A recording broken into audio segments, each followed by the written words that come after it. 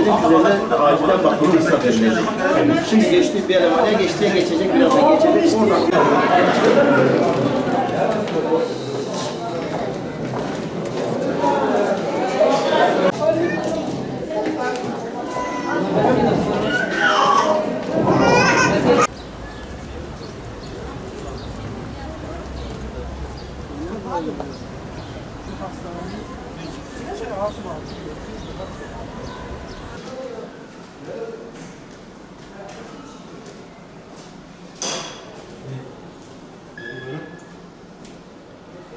görüştüğümüz için hayırlı olsun diye karşılık ediyoruz. Tabii yıllardır burası da.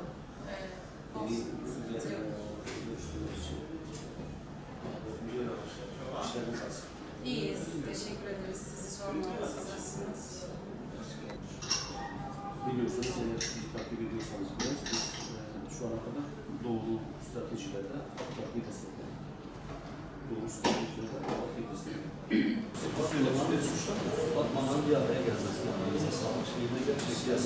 Siyasi lobi olması gerekiyor. Bu siyasi partiler hepsi birleşecek. Batman halkı istiyorlar.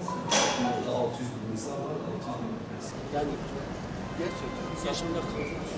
Yıllardır bir hastalık. Batman'da bir hastalık başlamış şu an. Bir hadi şehir hastanesi yaptılar. Bir araştırma hastanesi. Milletin halkımızın Batman'ın sorunlarını tespit ve çözümüne katkı sunma programımız çerçevesinde bugün de Kadın Doğum ve Çocuk Hastalıkları Hastanesi Başhekimini ziyaret ettik.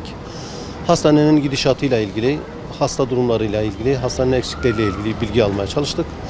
Zaten Batman sağlık sorunlarıyla ilgili halktan bize yoğun şikayetler gelmektedir. Tabii bu eksikleri bizzat yetkililerden de, kurum yetkililerden de almaya çalışıyoruz ve çözümüne katkı sunmaya çalışıyoruz.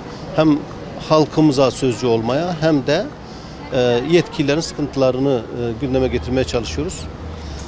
Batman Kadın Doğum ve Çocuk Hastalıkları Hastanesi ile ilgili de en büyük sorun maalesef hastanenin artık bu ihtiyaçlara cevap vermemesi. Yıllardır maalesef bir hastanenin yapılışı devam etmektedir. Maalesef neredeyse artık İran hikayesine dönmüş durumda. Hekimler de buna şaşırıyor, yetkililer de buna şaşırıyor. Yıllardır bitirilmeyen bir hastane söz konusu. Hastalıkların yoğunlaştığı dönemlerde kadın doğum yapan iki kadının belki bir yatakta yatırılma durumu söz konusu olabiliyor. Aynı şekilde iki çocuğun aynı yatağa yatırılması söz konusu olabiliyor. Batman halkına bu yakışmıyor. Batman halkının bu sıkıntıdan kurtarılması lazım. Bunun için de özellikle siyasilerin konuya eğilmesi, Ankara'nın yollarına adeta aşındırması lazım. Fakat öyle görülüyor ki Batman'daki sağlık sorunlarının sebebi belki Ankara'da değil, Batman'daki belki rant peşinde koşan bazılarının bu projelere izin vermemesi ve yer vermemesidir. Zira yıllardır dediğimiz gibi ihaleye verilmiş bir kadın çocuk hastanesi var fakat bir türlü bitirilmiyor. Bir müteahhite verildi, bir firmaya verildi, birkaç yıl ara verildi, tekrar aynı firmaya verildi fakat hala bitirilmiş değil. Sorduğumuz kadarıyla ne zaman bitirileceği, ne zaman bu hastanenin hastaların oraya taşınacağı belli değil, muamma bir şekilde. Batman'a ikinci bir hastane yapılacağı söyleniyor, daha konuşuluyor.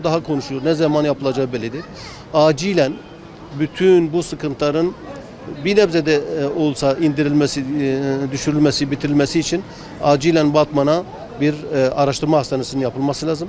Bu konuda Batman sağlık sorunları çok daha geniş bir programda inşallah Batman'ın sağlık sorunlarını daha geniş bir şekilde dile getirmeye çalışacağız. Fakat Batman halkının bu sağlık sıkıntılarından, sorunlarından bir an önce kurtulması lazım. Bunun için de siyasilerin, Batman halkının ileri gelenlerinin, belki idari amirlerin, mülki amirlerin devreye girmesi lazım.